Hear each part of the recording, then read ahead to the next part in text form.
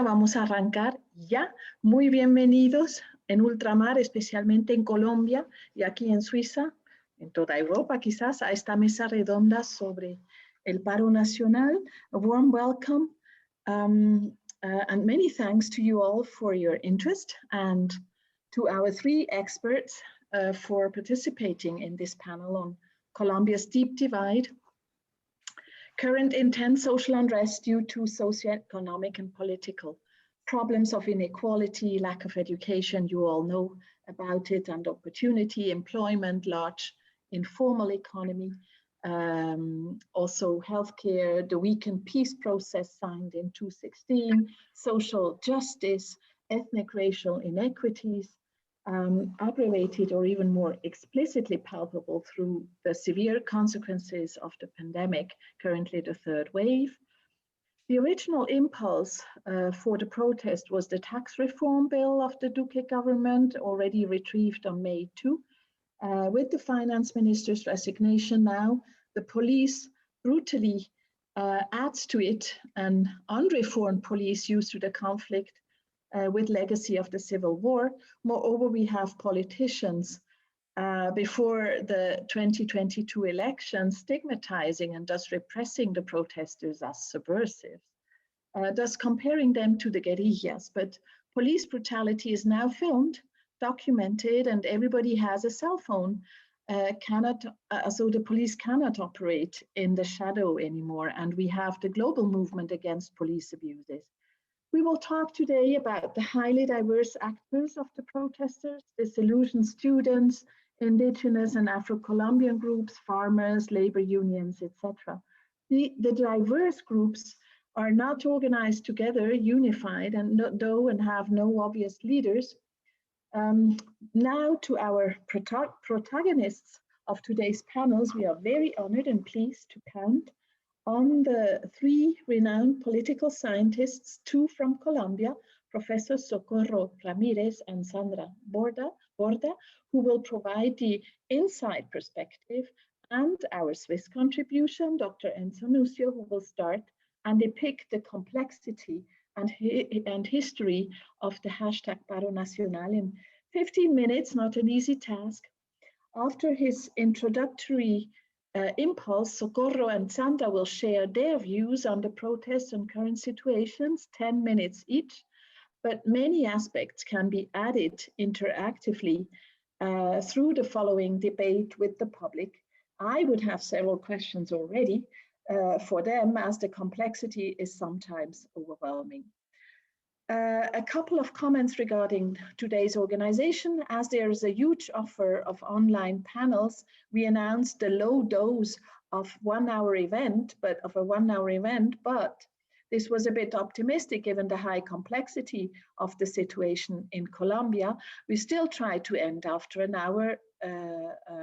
Language-wise, we will mix English and Spanish. You can speak in any of the two languages you prefer, as normally not everybody is proficient in Spanish here. We use the lingua franca English, but Professor Socorro Ramirez will share her thoughts in Spanish. For example, the bilingual mode, I can assure you, always works out in the end. St. Gallen PhD student Oscar Bohorquez, who has initiated this event, thank you very much, Oscar, will moderate the chat together with PhD student Laura Flores from another Swiss university, Neuchâtel. I will also try to moderate the oral Q&As because you, dear participants, can comment and ask spontaneously, both by opening your microphone or writing in the chat. Please open your camera if you agree that we record the session. We are recording the session. And this opening the camera may provide some community feeling. We will listen to all the three panelists in a row and then take the questions and comments. So it is my great pleasure to hand over to Enzo, who has done his PhD here in St. Gallen on the Colombian conflict, especially the reintegration of ex-combatants a decade ago, and is now working on violence prevention and peace, urban violence, transitional justice, and the perception of terrorist attacks at the renowned Center for Security Studies at ETH Zurich. He has worked and done research for many, many years at Universities Nacional and de los Andes, returned to Europe with his Colombian-Swiss family, first to Sweden as a postdoc at the Latin American Institute at Stockholm University. So dear Enzo, eager to know your neutral Swiss outside perspective and chronology on the polarizing Paro Nacional and the Latin American context and domino effects in continental social upheavals and the COVID catalyst. So welcome, Enzo. The floor is yours, the virtual floor, as we say. Thank you very much. Gracias, Ivette, por la introducción. Afortunadamente, los suizos no tenemos que ser neutrales, solo Suiza tiene que ser neutral. Así que yo puedo decir lo que quiero. I'm going to speak in English. So good afternoon, everybody. Buenos días a todas y todos. I observed the Paro Nacional from a distance, from Switzerland, and that is how I'm going to talk about it, trying to contextualize it also in the Latin American context, going beyond Colombia, because there's many similarities and differences between Colombia and the rest of Latin America. And I think Socorro and Sandro will focus more on the Colombian perspective, and I will try to integrate it more in the Latin American context. I will argue three things. First, at the root of these protests is a deep divide between state and society, which affects many Latin American countries, not only Colombia. Second, this divide has, without us noticing it much, become even deeper in the last 10 years across the whole continent, and I can demonstrate that with a few insights. Third, I think we can expect a phase of profound social unrest across the continent as the pandemic has accelerated the deepening of this divide between state and society even further. So before I develop these three claims, I will just give a very brief summary of what happened in Colombia, since some of people here in the room might not be quite acquainted with all the events, right? So we agreed that I would give a very brief overview of what happened in the last few weeks and months.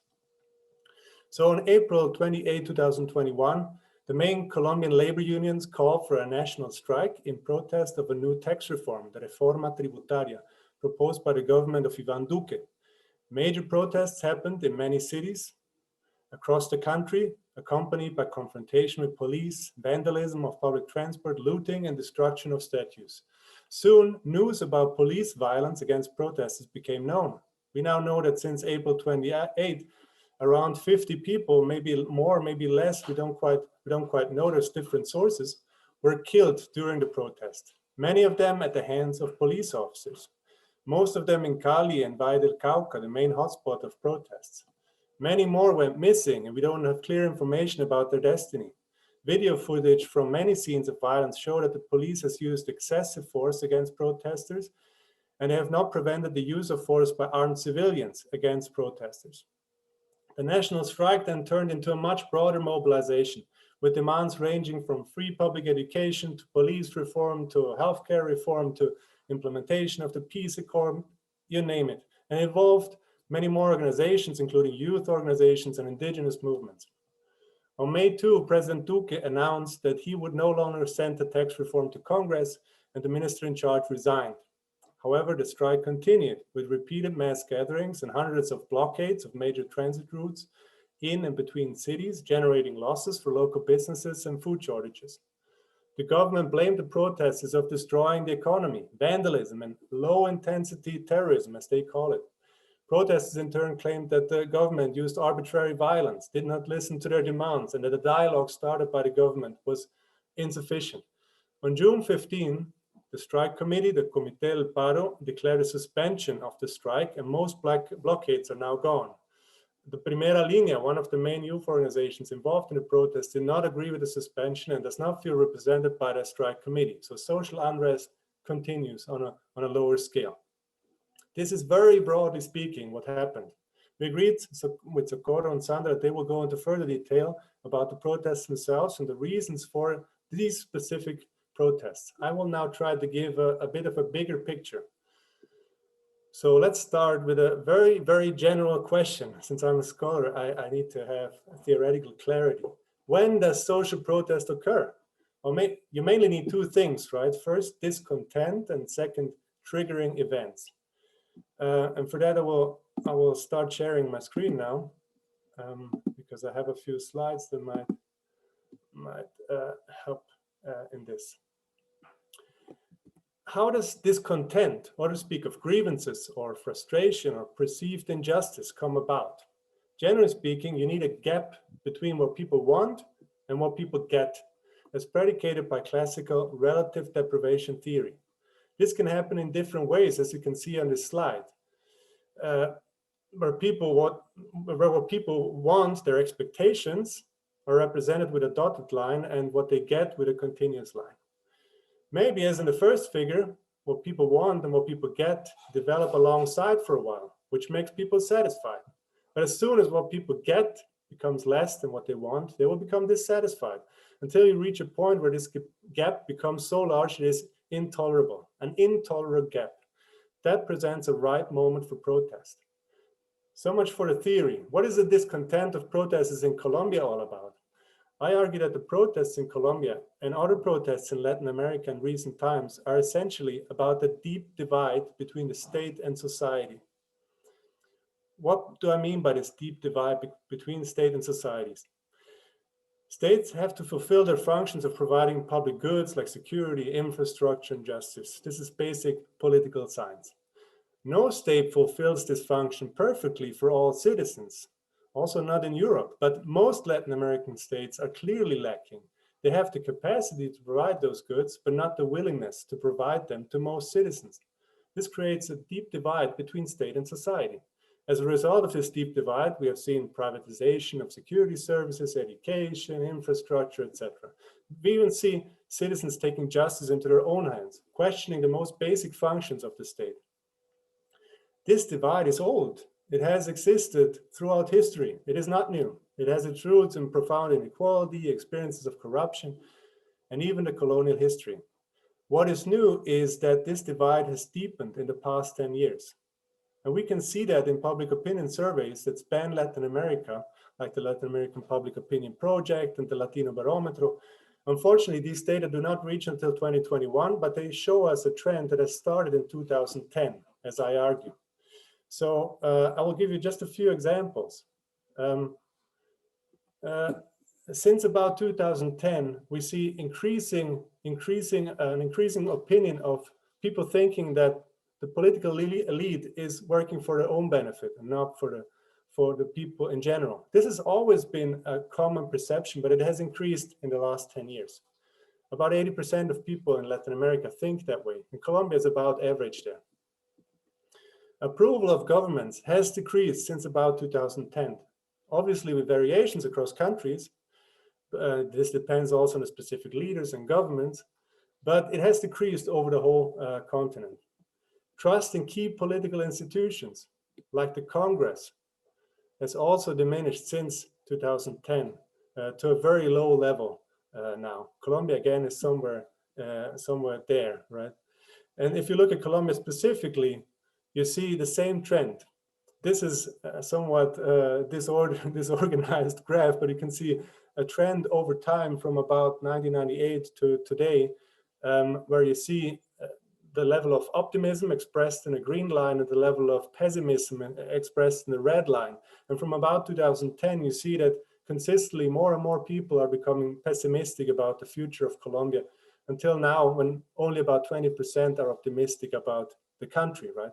This has happened over time. Now, what explains this deepening of the divide across Latin America and also in Colombia? There are many reasons, but I think two of them are key. One is that since the end of the resource boom in 2008, economic growth has largely declined, especially since 2010. This means not only less job opportunities, but also less income for the state. And this graph doesn't even reach 2020-21, where you have negative growth, right? A recession.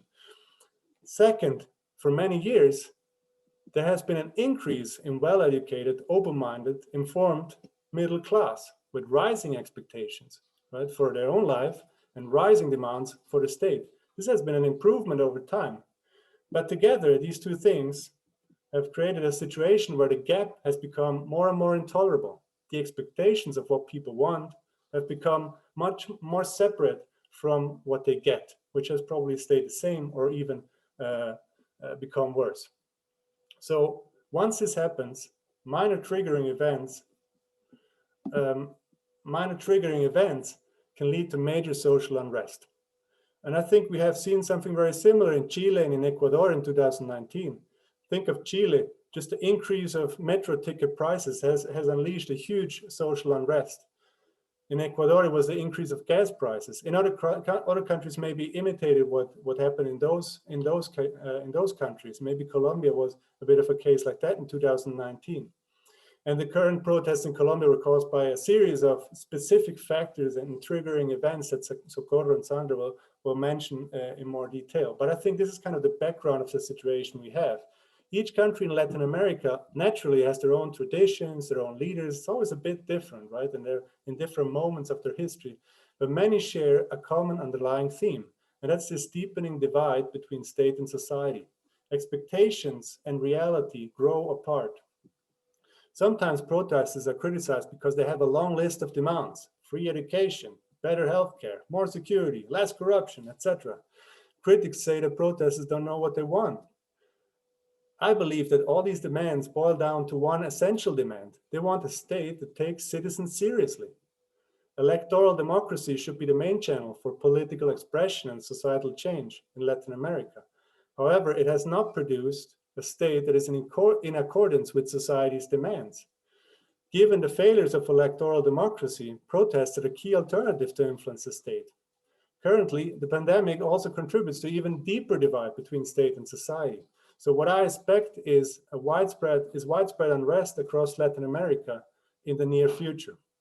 In the best case, like in Chile after the protests in 2019, there may be a new constitution and profound institutional change. In the worst case, there will be violence. Unfortunately, this has been the case in Colombia so far. But I do believe that the awakening of society holds the biggest promise to close the divide between state and society in Latin America and in Colombia in particular. Politicians should not fear the demands of protesters. They should listen, and especially they should act finally. So these are my reflections for today. Thank you very much for your attention. Thank you very much, dear Enzo. That was fast and very dense.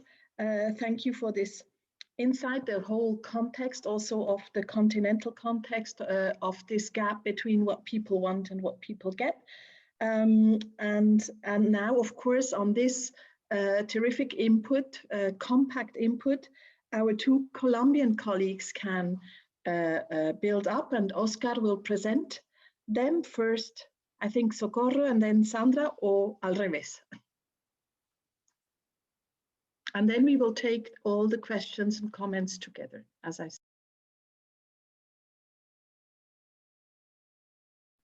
Oscar, tu micrófono. Perdón, ya ahora sí.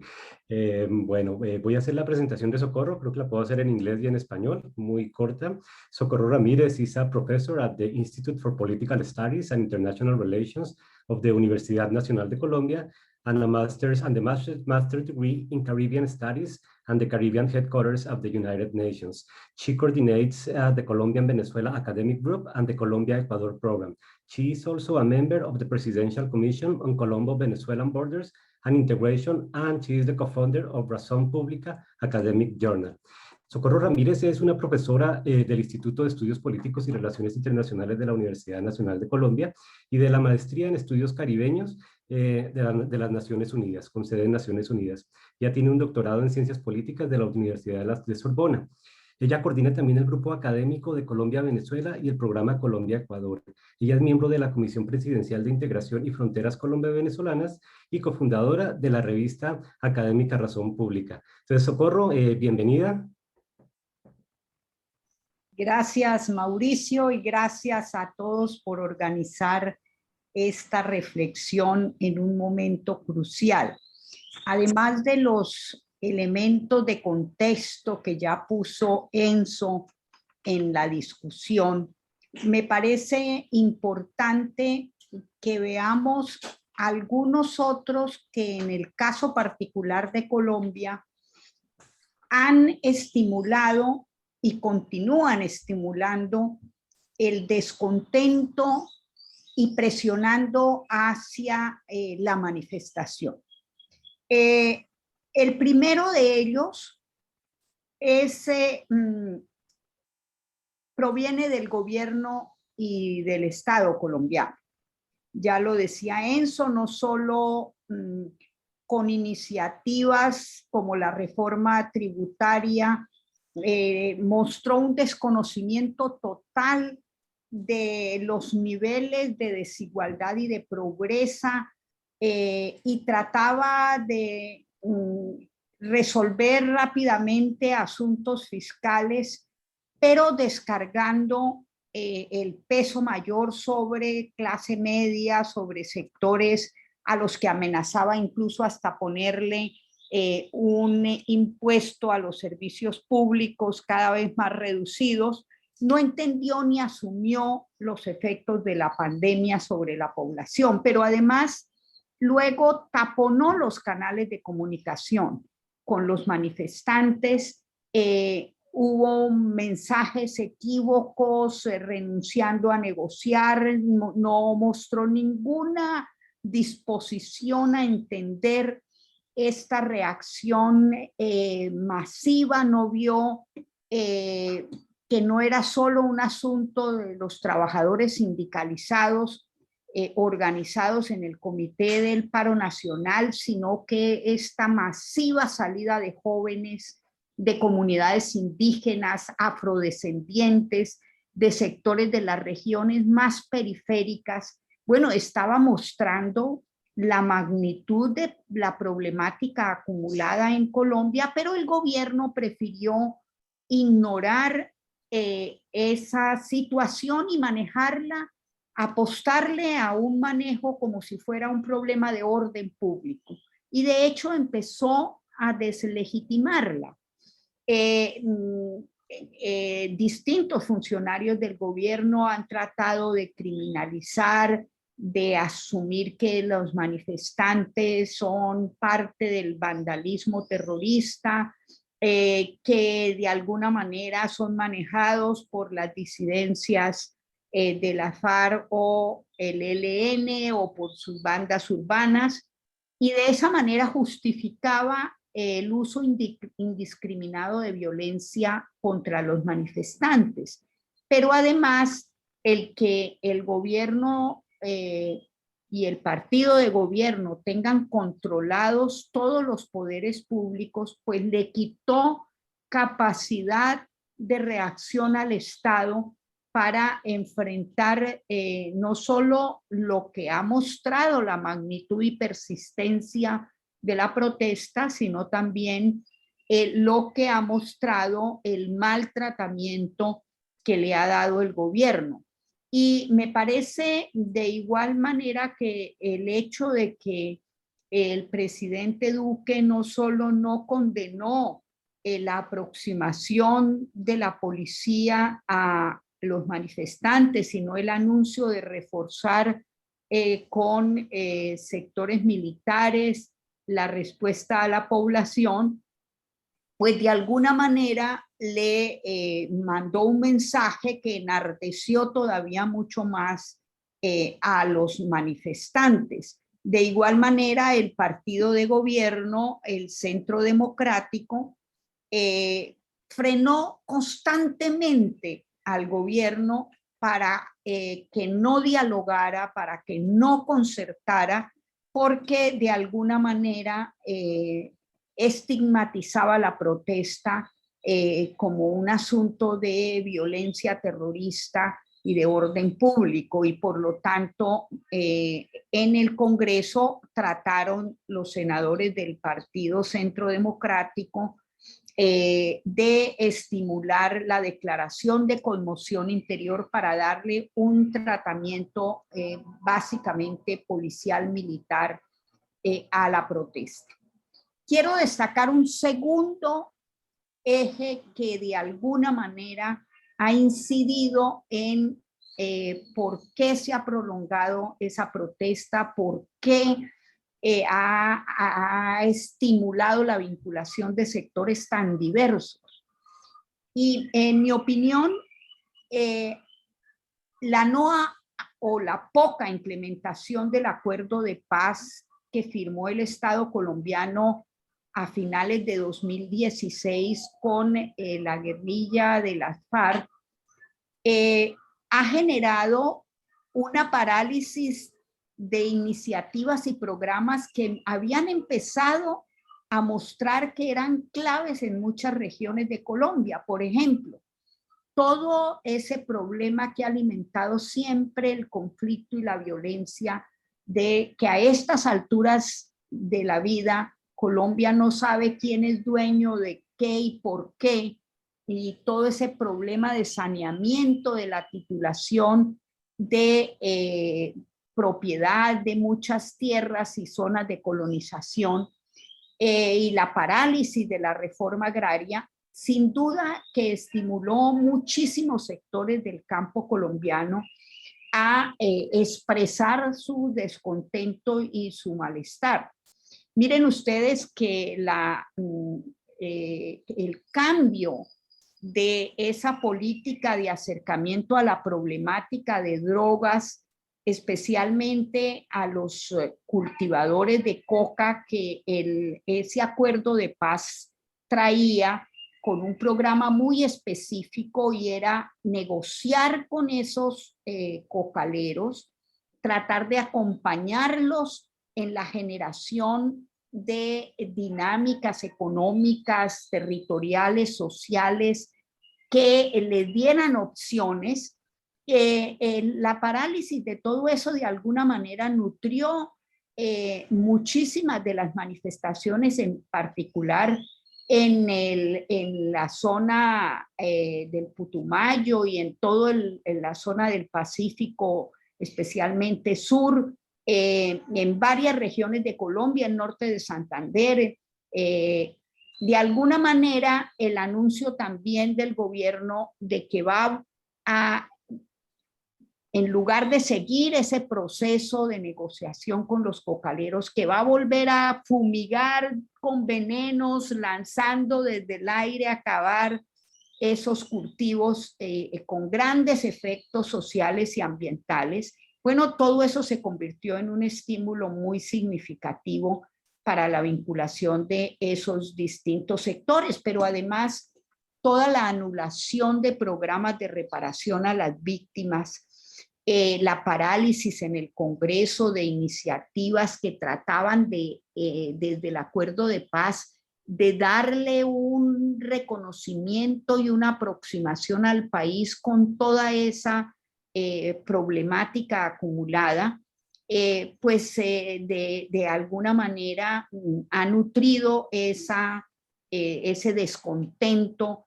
y esa necesidad de manifestar la insatisfacción. De igual manera, el asesinato de líderes sociales alarmante en regiones claves donde el conflicto se concentró, y el asesinato también de muchos exguerrilleros de las FARC que firmaron y están en el proceso de cumplimiento del acuerdo de paz, y la activación de muchísimos grupos armados en los territorios donde actuaba la FARC, porque el Estado no solo no llegó, sino que paralizó todas las iniciativas para que las poblaciones repensaran el territorio, tuvieran apoyo del Estado para generar toda una dinámica que permitiera una aproximación a cómo hacerle frente a los problemas estructurales que habían generado violencia. Quiero resaltar un tercer factor que me parece crucial, que ha incidido enormemente, y es la crisis de la política y de la representación que está viviendo Colombia. De alguna manera, estamos ante un liderazgo en particular del partido de gobierno y de su vocero mayor, el expresidente Uribe, que ha mostrado una dinámica muy destructiva de la acción política como espacio de tramitación de distintos problemas y soluciones y de representación de diversos sectores. Mientras eso sucede, un centro político que se trata de expresar no logra vertebrarse y de alguna manera las principales capitales de Colombia que han elegido alcaldes más de un centro político, sin embargo, las fuerzas policiales están bajo el mando del Ministerio de Defensa, no de los alcaldes, y eso de alguna manera ha generado una tensión en cómo se aproxima también hacia esa problemática que está mostrando la protesta. Y un último factor que creo que ha incidido es cómo el papel de los militares en Colombia retrocedió en su doctrina enormemente. Desde el Frente Nacional a mediados del siglo pasado se trató de sacarlos de la deliberación política, pero de alguna manera desde el periodo del presidente Uribe y su partido continúa en esa tónica, han tratado de impulsar una fuerte politización de las Fuerzas Armadas contra lo que llaman el enemigo interno, y ahí cabe todo, la protesta social, lo que ellos denominan castrochavismo, que es como sectores que no comparten las políticas gubernamentales. Y ahora recientemente Uribe le recomendó al gobierno y a las Fuerzas Armadas aplicar lo que un neonazi chileno ha llamado la revolución molecular disipada, que es cómo asumir la protesta social como si fuera parte de una guerra para tomarse el poder y acabar la democracia. Y es tan increíble que la fuerza pública ha invitado ya 2 veces a Alexis López, el chileno que se inventó esta teoría, para darles conferencia, y de alguna manera esa nueva teoría está tratando de generar una politización muy complicada de la fuerza pública y de las Fuerzas Armadas, que ven a lo social como el enemigo interno. Todo eso ha nutrido, en mi opinión, mucho la rabia contenida y el malestar en la sociedad. Bueno, son algunos elementos para estimular la reflexión de por qué la magnitud y la persistencia y la vinculación de sectores tan diversos a través de toda Colombia en estas manifestaciones que hemos venido viviendo desde el 2019, algo en el 2020 se propagaron, pero ahora en el 2021 desarrollaron un empuje mucho mayor. Muchísimas gracias, Socorro.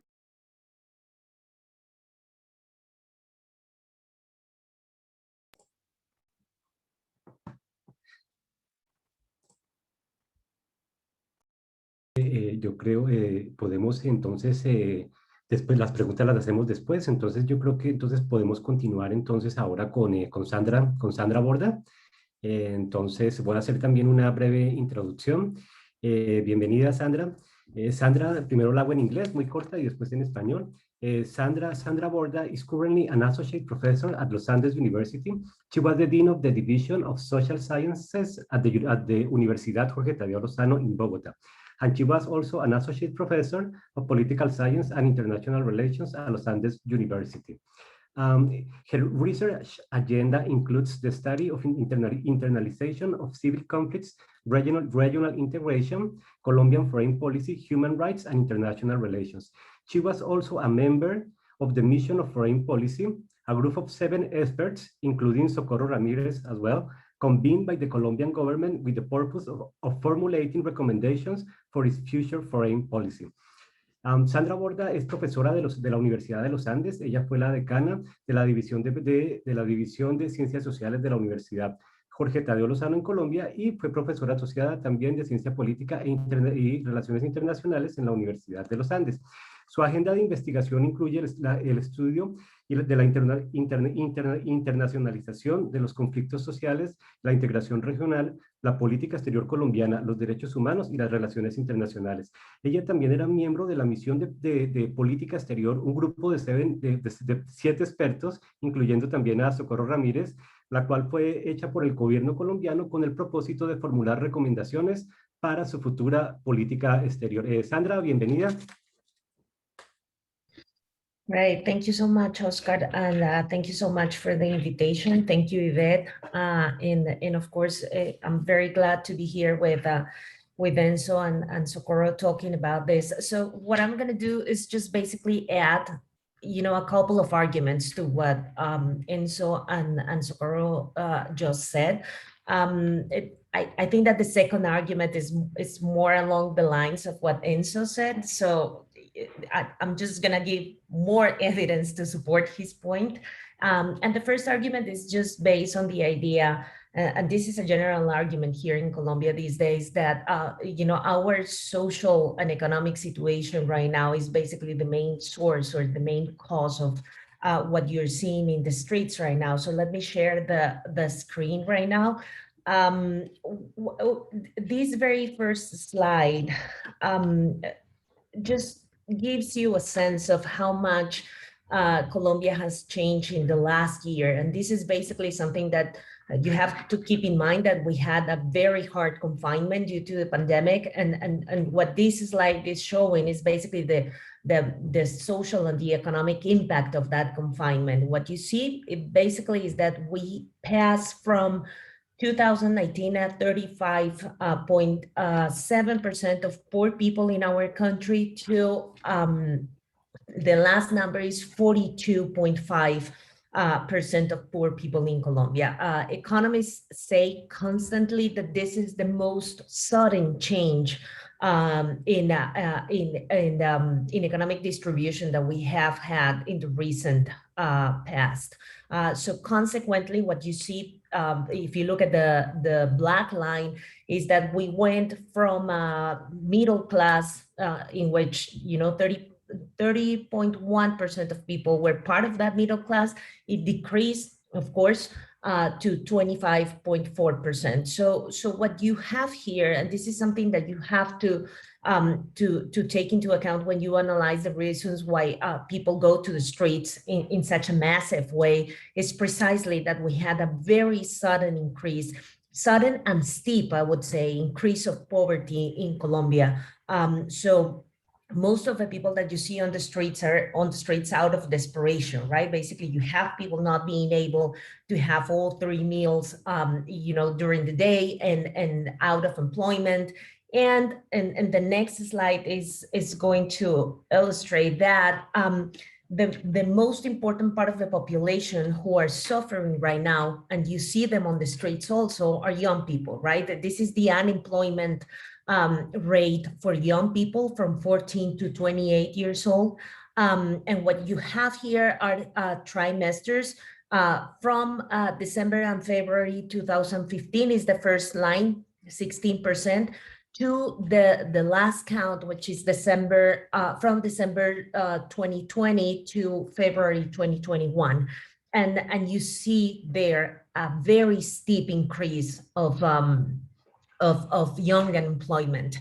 And this is basically the reason why you see young people on the streets right now. They call them, I don't like that name, but they call them ninis, which is basically young people not in the educational system nor in the labor force, right? Ni educados, ni en el sistema educativo, ni en la fuerza laboral. So what I have to say here, and this is along the same lines of what Socorro was suggesting before, is that most of these people, and the director of the statistics, National Statistics Agency said it very clear, most of these people are in the big cities, right? This is marginal neighborhoods in big cities, Bogota, Cali, of course, which has been one of the most important epicenters of this social mobilization. And he even says that you cannot see the same effect in rural areas, right? So the big impact of the economic crisis due to the pandemic and the confinement, you see it necessarily in big cities and marginal neighborhoods, where you have people coming from internal displacement, forced internal displacement, right? So they already have a very difficult relationship with public force, and in those neighborhoods, since they don't work or they don't go to universities, they use a lot of public space, and in that sort of negotiation of the public space with the police, they develop a very tense relationship with them. So what, you know, the sort of police abuse that you're seeing on the streets is not new. This is something that is part of the daily routine for these young people. So this is like the tipping point of that, in the development of that very difficult relationship that I'm telling you about. So again, this is one of the main reasons why you see young people on the streets, but the impact of the economic crisis has been really, really hard on most sectors in Colombia, and you know, protest is the natural response to that situation. Now, this is something that you know, if you follow Enzo's argument about the state and civil society relationship, if you have a regular, let's not say a good relationship, but if you have a regular relationship, you might count on the fact that the state can respond to this sort of crisis through subsidies or through any sort of social policy. But sadly, the state in Colombia hasn't been able to do this, and I don't want to give you the sense that this is the responsibility of the government, a lack of will or anything like that, because they have tried. At the very beginning of the confinement, they tried to implement different sorts of public policies to help people in this situation. But unfortunately, you know, the Colombian state is a very weak state with not a lot of resources. So, you know, there was a mismatch between the speed in which the government was reacting and the state was reacting to the economic crisis, and the speed in which people were getting poorer and poorer with the pass of time.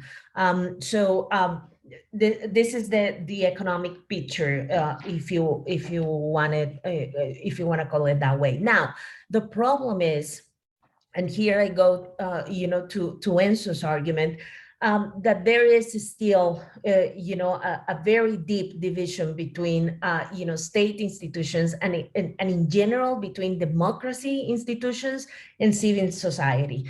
And what you see in this data from, this is 2004 until 2020, sorry, is, you know, people, the green line basically shows you how much people believe in democracy as a principle, maybe, you know, how much people think that democracy is a good way to do things. The yellow line, though, measures how much people feel that democracy and democratic institutions respond to their necessity. And, you know, they always say that we political scientists are always talking about a representative deficit and that this is normal and that we talk about this all the time. But I want to show you that in Colombia, this is a very, very big problem right now. What you had in 2004 was around 57 people, you know, believing that democratic institutions were responding to their necessities. And now in 2020, we have only 18% of people thinking that democratic institutions are responding to their necessities. So that divide that Enzo was talking about has just gotten worse and worse with the pass of time, you know? So this is something that it's very important to keep in mind, but this is not the only problem. The representative democratic institutions are not working either. This graphic shows you when they ask people, again, this is data from the Observatorio para la Democracia, when they ask people, well, at this precise moment, do you feel any sort of empathy with political parties? With which political party? The answer, none, is 74%. So basically, people don't trust political parties. They don't feel that political parties are entities that serve as a conduit or as a transmission channel of their own demands and their necessities. So we not only have the state in a very bad shape right now in terms of public opinion, we also have democratic institutions in a very bad shape and having a very bad perception right now in Colombia. But this is not the worst part. Right? The worst part here is that it's not only representative democratic institutions.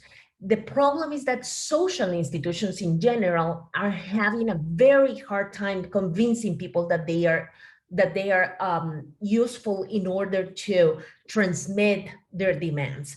What you see in this graph, and this is something from Contrial, another NGO who works about trying to measure social capital in Colombia, and what they have realized is that people not only, they don't believe and they don't trust state institutions, they don't trust political parties, they don't trust the police but they also don't trust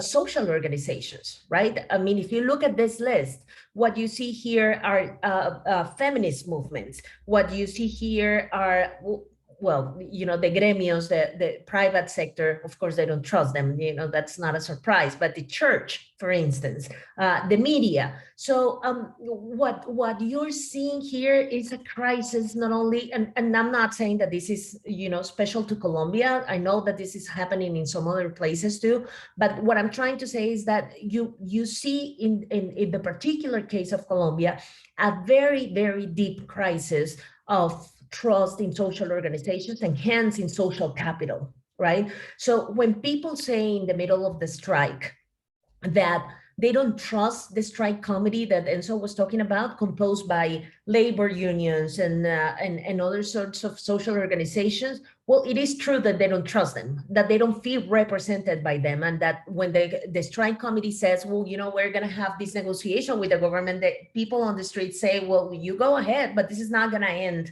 social mobilization because we don't feel represented by these people. And when you go and talk to these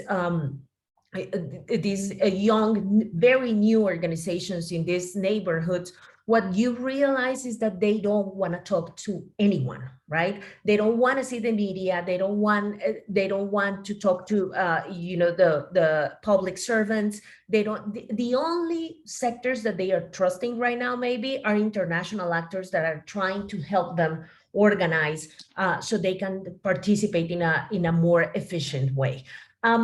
And I guess that the last point that I'm trying to say, and this is that I'm going to try to make, and this is the reason why I use this graph, is that the governmental response to this crisis and the governmental response to social mobilization is not helping at all. It's making the institutional crisis way worse than it is right now. And the reason why I'm showing you this graph, even though it only goes until 2020, is because this is the level of trust or that people have on the police, right? And what you see in 2004 is that it's 56%. It's not super high, but it's okay.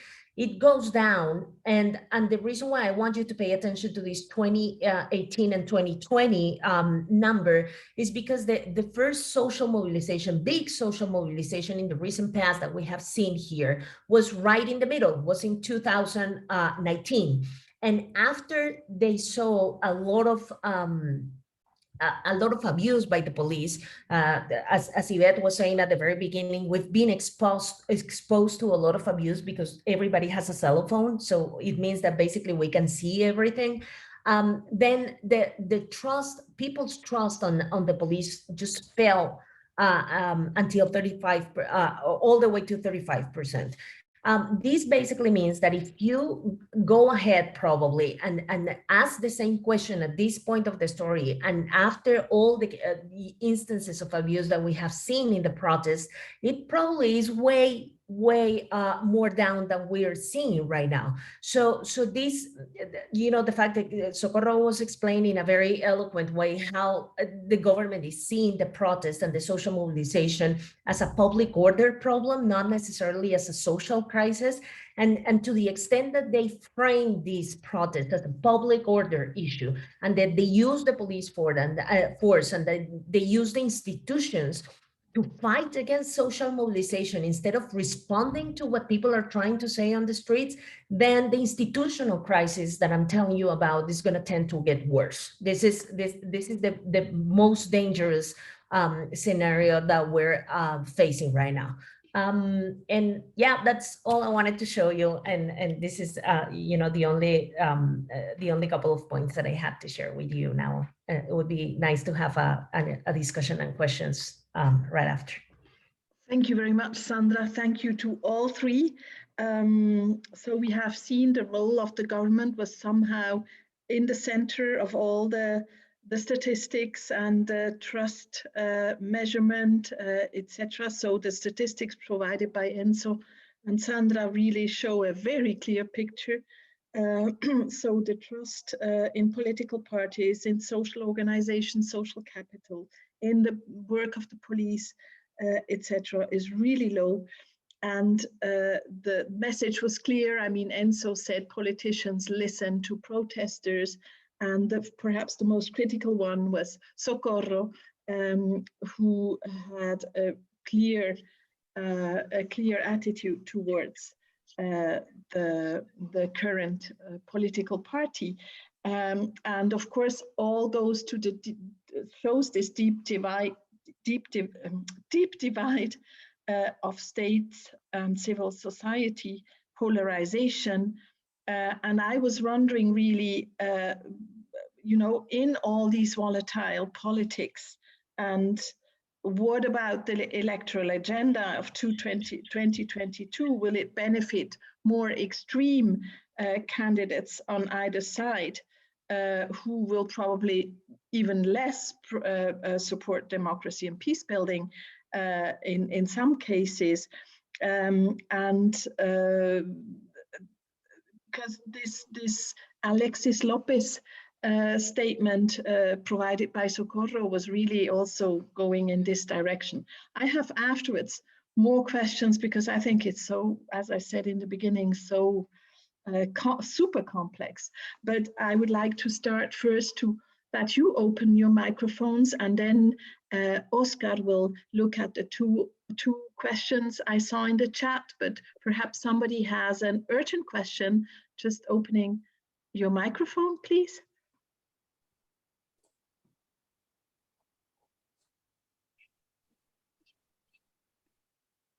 No? Okay, so let's look at the two questions in the chat, Oscar. So we have two questions. The first question is in Spanish. They want to know more about the role of Uribe and the Uribismo in the actual crisis, and what would you think, having in mind these politics that we have done. Entonces la pregunta sería, ¿cómo ha sido el rol de Uribe y del Uribismo en la crisis actual, según ustedes, teniendo en cuenta las políticas que promulgó? Sería la primera pregunta. Entonces, empezamos, si quieren, por Socorro. Socorro, Sandra o Enzo. Sandra o Enzo. Sí. A mí me gustaría saber de la respuesta de Socorro, por favor. Ok. ¿Está Socorro? No. Creo Se ha que desconectado, lo siento, es decir, los otros dos tienen que... Entonces, Sandra. ¿Sandra o Enzo? O Enzo. ¿Qué dices, Enzo? Elijo a Sandra. Sí, Voy a elegir el hijo a Sandra. Tú, por favor, tú. I cannot talk about Uribism in English. Okay. Voy a hablar en español. Sí, en Spanish. Creo que hay varias cosas, y esto se junta un poco con la pregunta de Ivette sobre las elecciones en el próximo año. Yo creo que, digamos, lo primero que hay que decir es que el uribismo ha tomado la decisión de de enmarcar esta protesta como como decía antes, como un problema de orden público, activando entonces un discurso que es un discurso muy propio de ellos y de la derecha, de acuerdo con el cual, digamos, hay que hacer hasta lo imposible por mantener el orden y por mantener la seguridad. Y yo creo que en eso no hay que menospreciar la cantidad de gente que ciertamente privilegia el orden y la seguridad en un momento como este. Porque si yo estoy en Cali en este momento, que fue uno de los lugares en donde, digamos, fue más difícil la protesta y los bloqueos tuvieron un efecto enorme y puedo decir, digamos, con certeza y por la experiencia que vivió mi familia, que, digamos, a veces la seguridad es un bien supremamente preciado, sobre todo cuando vas al supermercado y no encuentras abastecimiento para alimentar a tus hijos, como efectivamente sucedió acá. Entonces uno no puede juzgar, digamos, a la gente que está preocupada por la seguridad y por la estabilidad tampoco de una forma injusta. Entonces hay un sector muy importante que, digamos, simpatiza con esa perspectiva. Mi única preocupación allí es que en el proceso de tratar de asegurarle a la gente seguridad, digamos, pasan a un segundo plano, y esa siempre ha sido mi crítica con el uribismo, la cuestión de los derechos. Y entonces entramos en un discurso que es un discurso que conocemos desde hace mucho tiempo, porque era el discurso clásico de la seguridad democrática durante la administración de Uribe, de acuerdo con el cual un fin último como el de proveer seguridad como un bien público justifica absolutamente todos los medios. Y ese discurso permite cosas tan preocupantes como que la gente, los civiles, salgan a la calle armados y le disparen a la gente que se está manifestando. Digamos, ese es como el espacio en el que se gesta el tratamiento pues a la protesta social. A mí eso me parece muy peligroso y me parece además que mina y erosiona un acuerdo social que ya existía en Colombia alrededor del tema de los derechos. Recuerden que nosotros hemos firmado y nos hemos comprometido con cuanto acuerdo internacional hay en materia de preservación de derechos humanos, y además lo hemos incorporado a través de nuestro bloque de constitucionalidad. Entonces, legal y formalmente, digamos, no tenemos ninguna discusión sobre ese tema, pero políticamente sí hay una división grande en Colombia sobre cómo acercarse a este tema de los derechos, y el lado en el que se encuentra el uribismo en materia de los derechos a mí me preocupa fundamentalmente, porque rompe, digamos, ese consenso que es necesario para comprometer a toda la sociedad y todas las instituciones en el respeto de sus derechos. Un ejemplo clásico es lo que sucede con la policía. En septiembre del año pasado, cuando tuvieron lugar las primeras protestas que fueron violentísimas, particularmente en Bogotá, se recordarán, hubo incendio de estaciones de policía, de centros de atención inmediata policiales y demás. Digamos que la respuesta del gobierno al día siguiente fue que el presidente se fuera a hablar con los policías y se pusiese el atuendo de los policías, después de que la noche anterior había habido creo que había habido la primera noche 9 muertos y no más a manos de la fuerza policial, y había, digamos, material visual documentando que los policías le estaban disparando al cuerpo a los manifestantes. Entonces, darle ese espaldarazo a la fuerza policial después de un escenario de abusos se ha convertido en costumbre por parte del gobierno, y hay muchos sectores que lo apoyan. Aquí en Cali nada más en muchos lugares pusieron unas vallas enormes con el fondo de la bandera de Colombia, y en la parte de enfrente dicen muchas gracias policía, muchas gracias Fuerzas Armadas, que digamos es una forma de respaldar el tratamiento que le da la fuerza pública a la protesta social. Entonces creo que digamos, esto, y transitando la pregunta de Ivette, simplemente diría que esto es útil también electoralmente en un país como Colombia, que ha pasado por décadas de conflicto armado y que ha aprendido a privilegiar mucho el discurso de seguridad, pero ahora se encuentra en contraposición con una izquierda que ha sido muy sistemática en hablar de las reivindicaciones sociales y económicas que está llevando a la gente a la calle, y ese discurso también podría, digamos, aglutinar muchísimo electoralmente, porque nadie, sino la izquierda en este país, ha tenido constantemente una posición sobre estos temas sociales que hoy son los protagonistas de la protesta social que estamos viendo en la calle. Gracias, Sandra. No sé si Enzo, if Enzo wants to add something, because he lived the Uribismo also, I mean, in a historic sense. And then we have two questions which will also lead us towards the future. So one question is, what is the future of the Paro? And then Anatina also asks, I was wondering how you saw the chance for a positive change in these protests, you know? So Enzo, you have something to add to the Uribismo, and then we perhaps can look at the future, the near and the far future, not only election-wise, but also Paro-wise. About Uribismo, Sandra knows much more about this than I do, but I just wanted to mention one thing. We often, when we talk about Latin American politics, we get trapped in this kind of depolarization between, you know, different political projects, left and right, Chavismo versus derecha, whatever, Fujimori versus Castillo en Perú, o Uribe versus Petro en Colombia, Bolsonaro versus Lula ahorita en Brasil.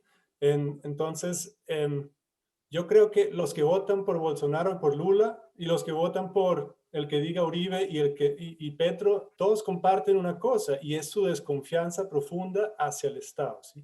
Entonces, esta división es la que yo llamo la división entre Estado y sociedad. Muchas veces nos confundimos y nos dejamos de alguna manera seducir del debate político que nos lleva a creer que hay una opción cuando realmente la gente no apoya al Estado, ¿sí?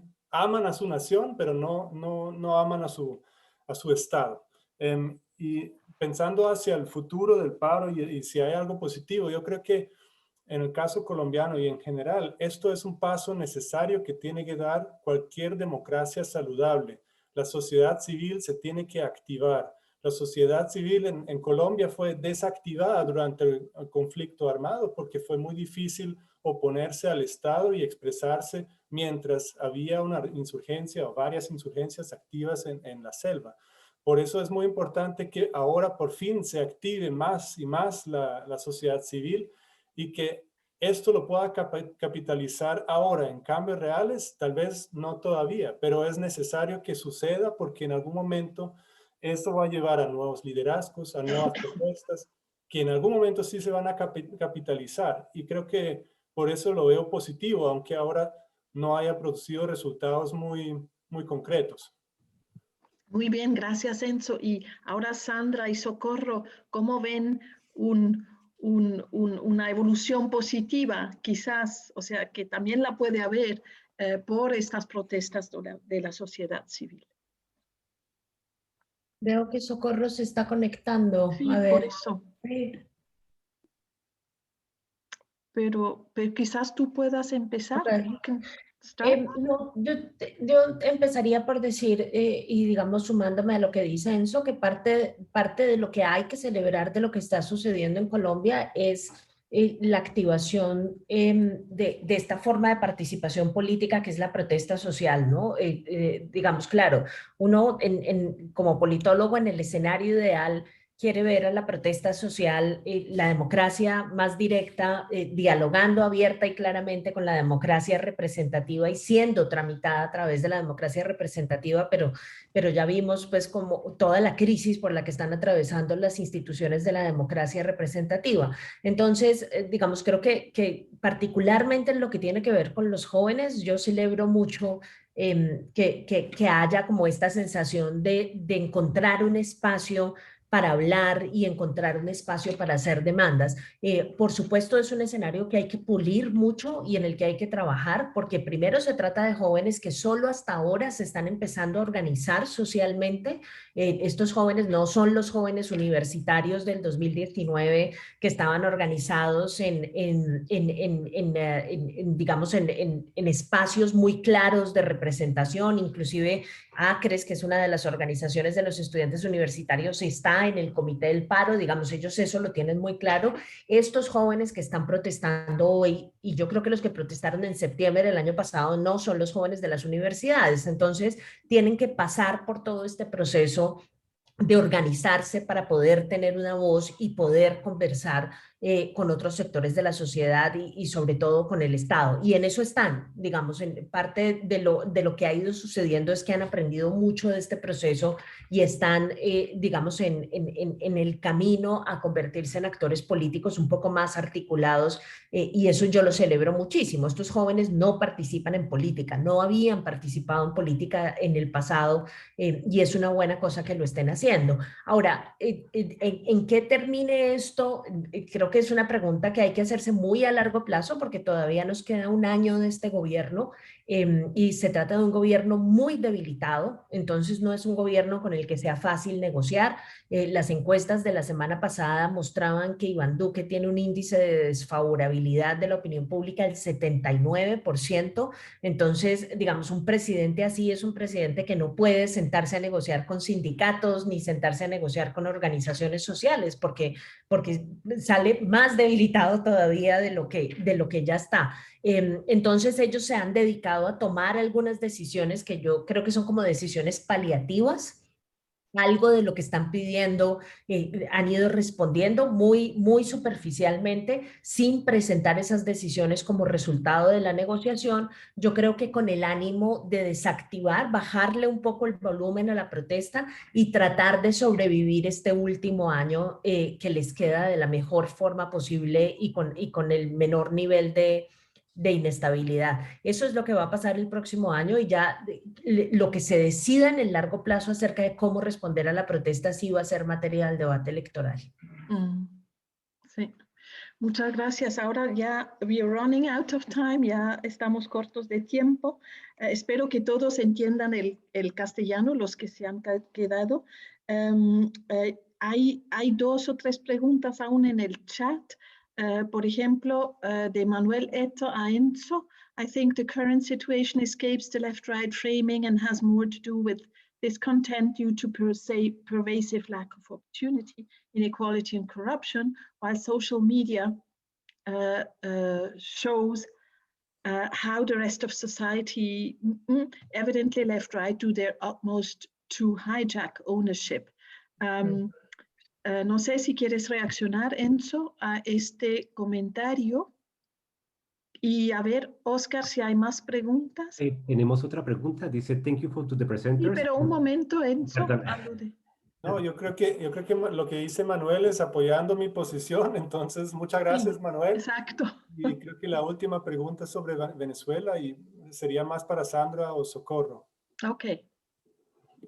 Entonces, la pregunta es, I would like to ask how the massive influx of migrants coming from Venezuela find themselves amidst the complex social and economic situation in Colombian cities. Vanessa. Esta es la pregunta, Vanessa Boanada. Sí, ¿y quién la puede responder? Sandra, Enzo. Socorro.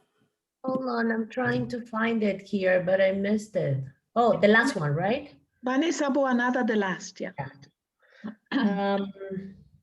Oh, the migrant question. Sí. Eso es un problema enorme, porque parte de lo que está sucediendo, lo primero que hay que decir es que a diferencia de lo que muchos pensamos, este gobierno, que es un gobierno de derecha, ha adoptado una política frente a los migrantes venezolanos insospechada, ¿no? Ha abierto fronteras durante un muy buen tiempo, ha tratado, en la medida en que la debilidad del Estado colombiano lo ha permitido, ha tratado de recibir y de proveer de servicios, emitieron este estatuto de protección para los migrantes venezolanos. Todos estarían en mejor condición de contestarlo, Socorro, pero bueno, ahí voy.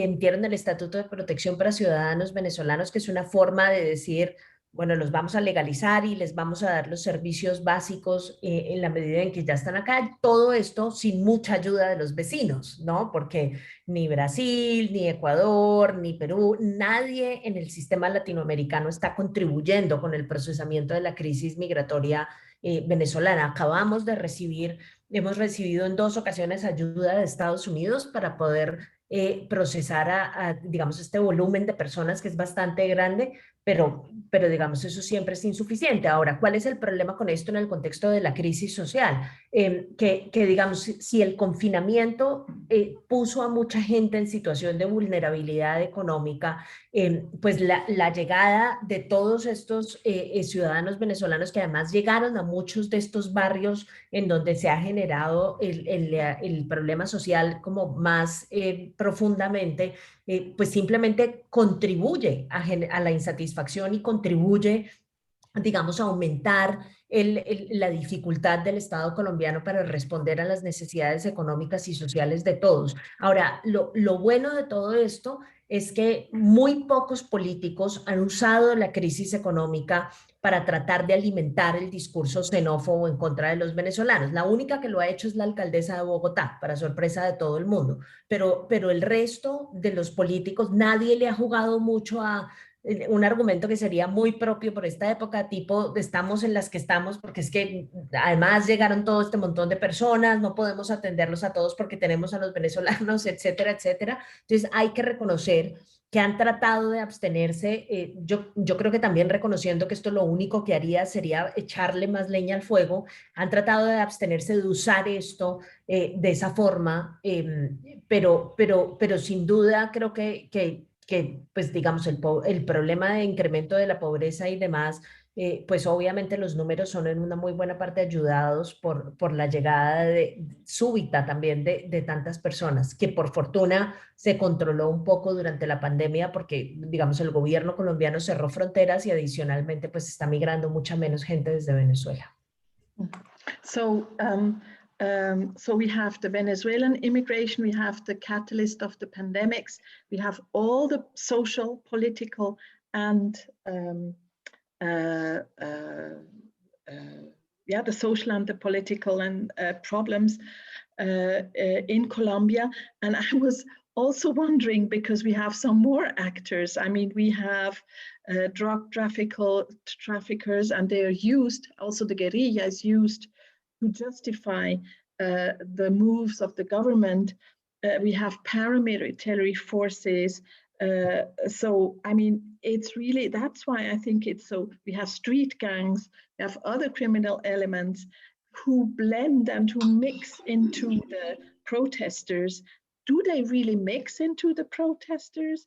I mean, there are some chaotic front lines of the very diverse actors. So what is the exact connection between these actors who are also used by the government to stigmatize the protesters? What is their real situation? You know? I mean, their real impact. That feeds into the question I just posted. That's exactly what I was getting at. Great. So we need, I think we can finish that up with the answers of the three panelists to that really super complex stuff. You go ahead first, Enzo. It's a difficult one, and I know it's very controversial. So my apologies. Qué pena con ustedes preguntarles algo así de complejo. No, we have to face it. We have to face it. Enzo, go ahead. Bueno, puedo decir algo sobre la policía, pero es muy difícil porque... y los paramilitares también, ¿no? Sí, bueno, sobre la policía, sí, bueno, sí. Eso es otro conglomerado. Por eso. Yo creo que los actores armados ilegales en esa situación del paro nacional han estado un poquito marginalizados, o no han sido protagonistas. Creo que en el paro nacional no fueron tan claves, ¿sí?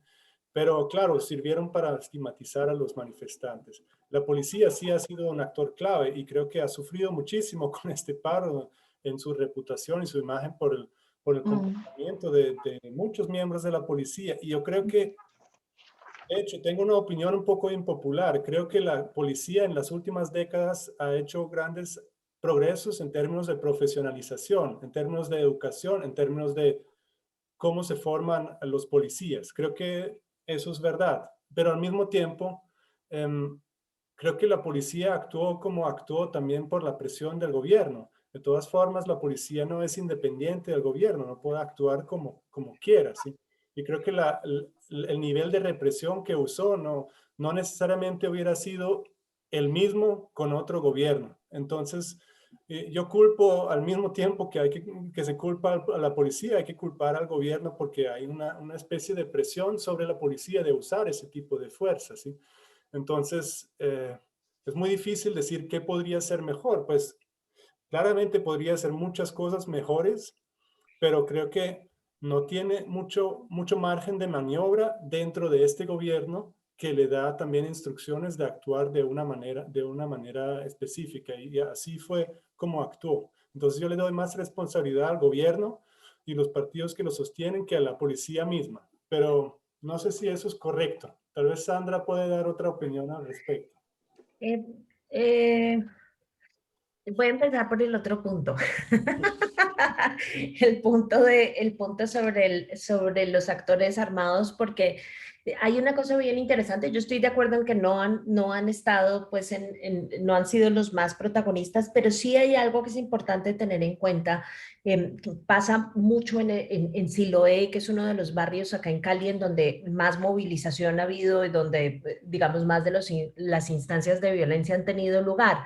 Y es que, digamos, estos jóvenes, que son jóvenes en una muy buena parte que vienen del desplazamiento, como decía antes, del desplazamiento forzado, y que adicionalmente no han podido entrar al sistema educativo ni al sistema laboral, sí encuentran en las organizaciones criminales un espacio de reclutamiento importante en estos barrios.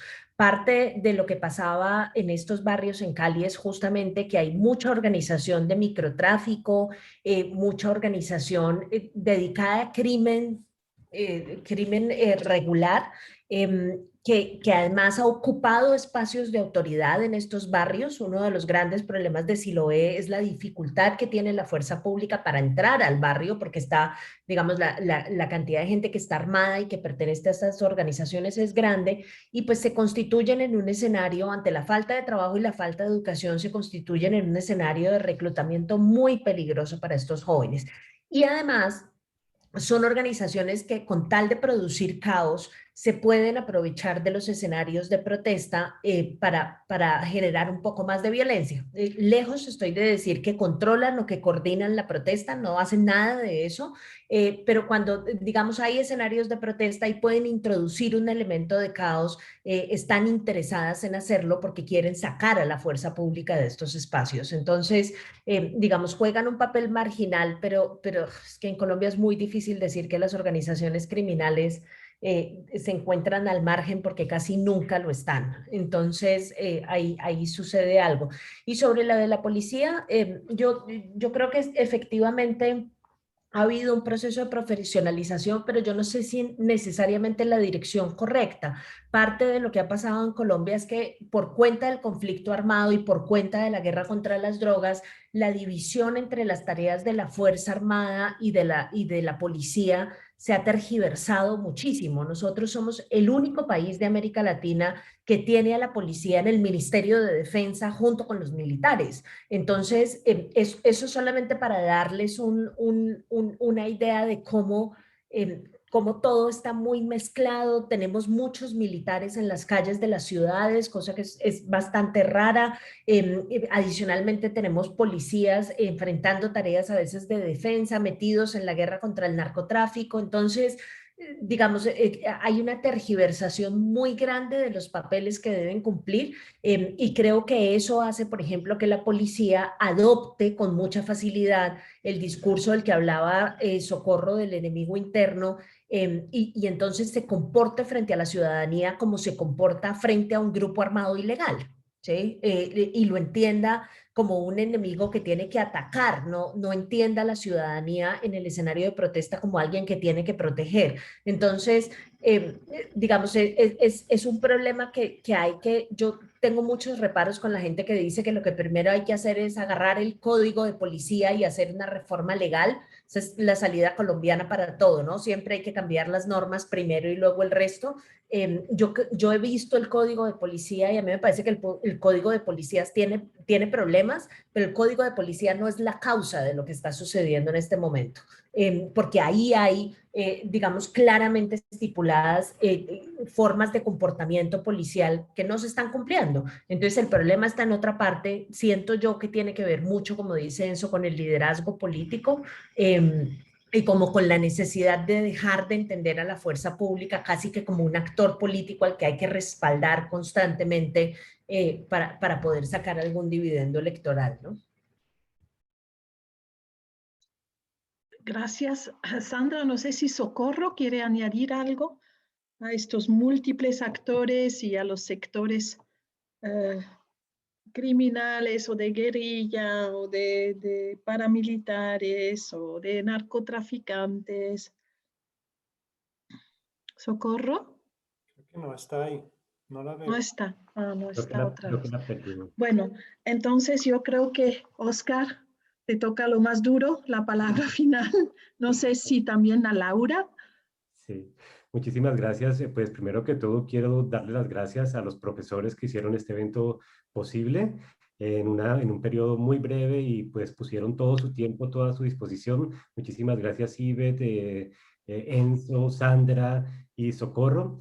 Y también pues yo quería resaltar pues la invaluable labor de las profesoras Ivette, Sandra y Socorro, no solamente como pues el haber tenido el privilegio de tenerlas como profesoras, ¿no? Y son una inspiración, yo creo que para miles de estudiantes que hemos podido pues asistir a sus clases y aprender pues todo de ellas, ¿no? No solamente promoviendo procesos de integración científica y cooperación internacional, sino que yo creo que también han formado y promovido emprendedores de paz, de desarrollo, y han promovido el interculturalismo, la cooperación internacional, y qué bonito de verdad tener este privilegio de estar pues con ustedes y de poder compartir aquí con todos ustedes. Entonces de verdad yo estoy muy, muy agradecido, muy contento de haber compartido este espacio y de haber hecho posible este espacio, creo que pues con las profesoras. Creo que de verdad muchísimas gracias nuevamente, muchísimas gracias a todos los que están aquí presentes por estar interesados en este tema, que yo creo que es un momento histórico muy importante en Colombia, yo creo que de cambio y transformación. Creo que también hay perspectivas positivas y de verdad muchas gracias a todos y yo le dejo la palabra a Laura.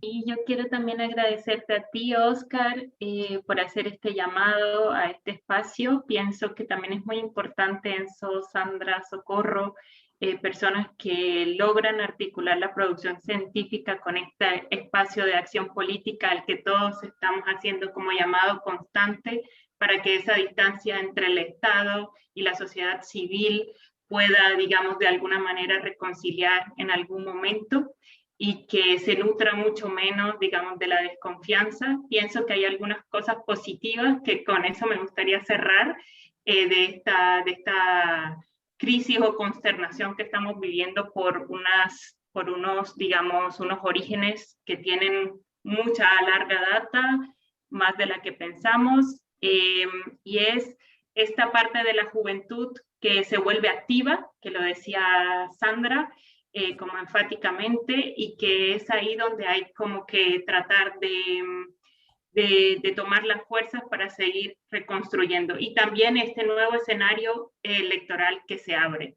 A mí me gustaría como cerrar con esas dos ideas para no irnos como en pesimismo, sino más bien con esas dos ideas positivas que subrayó Sandra.